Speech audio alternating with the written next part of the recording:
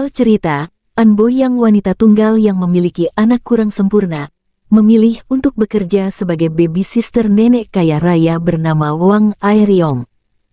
Wang Aeryong ini orang China tapi masih keturunan Korea yang dahulu kaya raya dan hartanya masih tertimbun entah di mana karena dia demensia. Meski demensia, ia masih superaktif layaknya anak kecil. An Boyang diperingatkan oleh Ms. Kim yang mempekerjakan dirinya di rumah nenek Wang, kalau tidak boleh bawa anak kecil dan tidak boleh mendekati danau. Tapi Boyang malah melakukannya diam-diam. Tujuannya satu, mengambil cincin yang bernilai miliaran milik Nona Wang yang ditaruh entah di mana.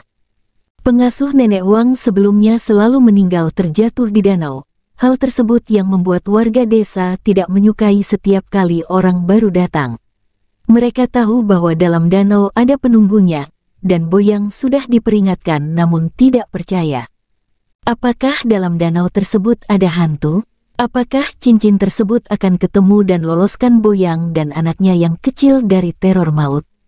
Opening dibuka oleh jeritan seseorang, kemudian tiba-tiba banyak penyelamat dan polisi menemukan mayat di danau. Lantas di tempat lain An Boyang, seorang ibu tunggal yang punya anak berkebutuhan khusus An Da-jung, mendaftar menjadi pengasuh nenek Wang Aeryong. Niat An Boyang menjadi pengasuh nenek Wang karena sahabatnya ngomporin kalau Nona Wang punya cincin seharga miliaran. Sementara Ms. Kim yang mempekerjakannya memberi ultimatum tidak boleh membawa anak dan jangan berada di dekat danau. An Boyang tak mengindahkan perintah itu dan diam-diam di dalam kopernya berisi anak semata wayangnya An Da-jung ikut serta. Nenek Wang yang didiagnosis demensia mengetahui apa yang An Boyang bawa, anaknya, yang kini justru diakui sebagai anak nenek Wang. Antara kesempatan dan tidak terima, An Boyang membiarkan An Da-jung yang kadang-kadang bermain bersama nenek Wang, sementara dirinya mencari keberadaan cincin miliaran itu. Beberapa tetangga desa datang mengingatkan Ms.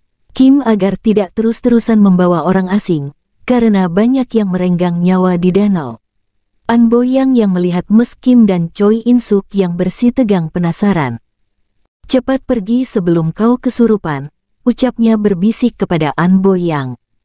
Di lain waktu Suyang juga mengingatkan kepada An Boyang untuk pergi dan jangan kembali karena tempat ini tidak aman untuknya.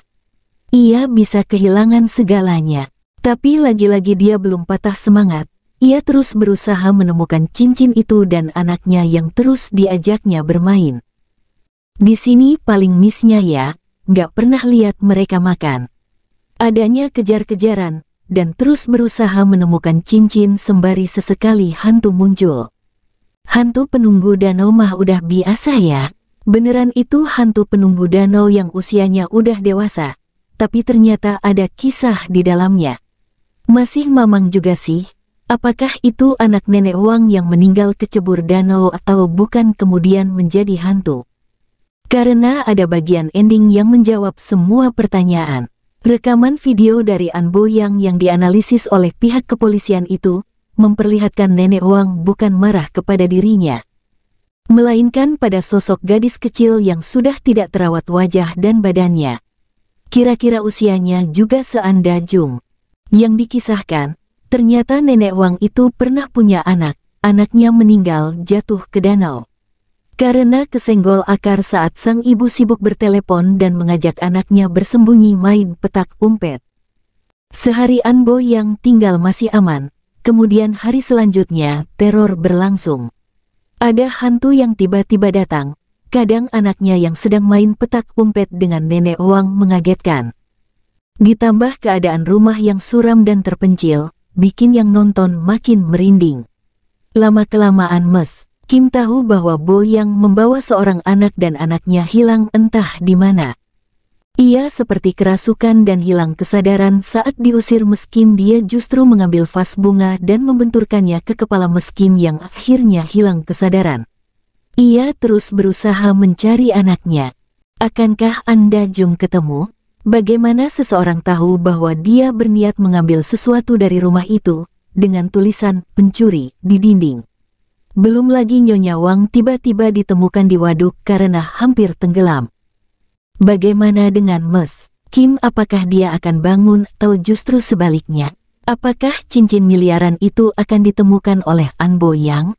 Semua pertanyaan akan terjawab jika kalian menonton film Devil in the Lake. Sobat horor amatir TV, saya kira segitu dulu ya perjumpaan kita kali ini. Sampai ketemu di segmen berikutnya. Jangan lupa subscribe, like dan komen di kolom komentar.